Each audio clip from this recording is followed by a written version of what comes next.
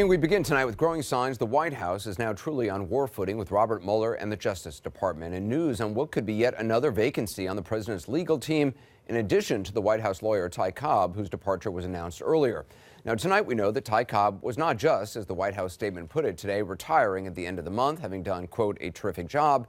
Instead, or perhaps in addition to that, a source familiar with Cobb's departure tells CNN that he'd been clashing with the president for weeks.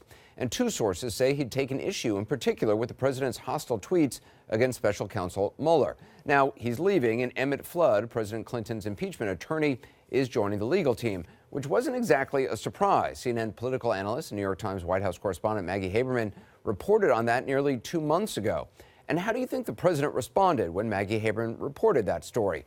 Well, tonight, sure appears he lied about it. Back when Maggie reported this nearly 2 months ago, the president went out of his way to tell a falsehood about it the very next morning and attacked Haberman as well. Maggie Haberman's lead on the 10th of March read, President Trump is in discussions with a veteran Washington lawyer who represented Bill Clinton during the impeachment process about joining the White House to help deal with the special counsel inquiry, according to 4 people familiar with the matter. Now, the president could have simply ignored that story or said something bland but true about how he's got plenty of good lawyers already. Instead, he chose to tweet this, and it shows you a lot about his honesty. Quote, the failing New York Times purposely wrote a false story stating that I'm unhappy with my legal team on the Russia case and I'm going to add another lawyer to help out. Wrong. I'm very happy with my lawyers, John Dowd, Ty Cobb, and Jay Sekulow.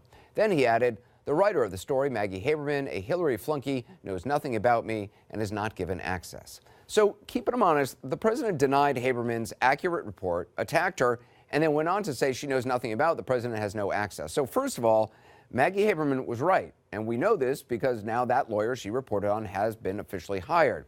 The president said he was very happy with his 3 lawyers. Let's just point out 2 of those 3 lawyers he was very happy with are no longer his lawyers. As for the claim that Haberman is, quote, not given access and knows nothing about the president, well, that's a pretty familiar refrain from this president. A week and a half ago, the president in another tweet referred to Maggie Haberman as, quote, a third-rate reporter named Maggie Haberman, known as a crooked H flunky, who I don't speak to and have nothing to do with. Now, you can believe the president on that, or you can believe your eyes. Oh, look, it's Maggie Haberman and Mr. Trump.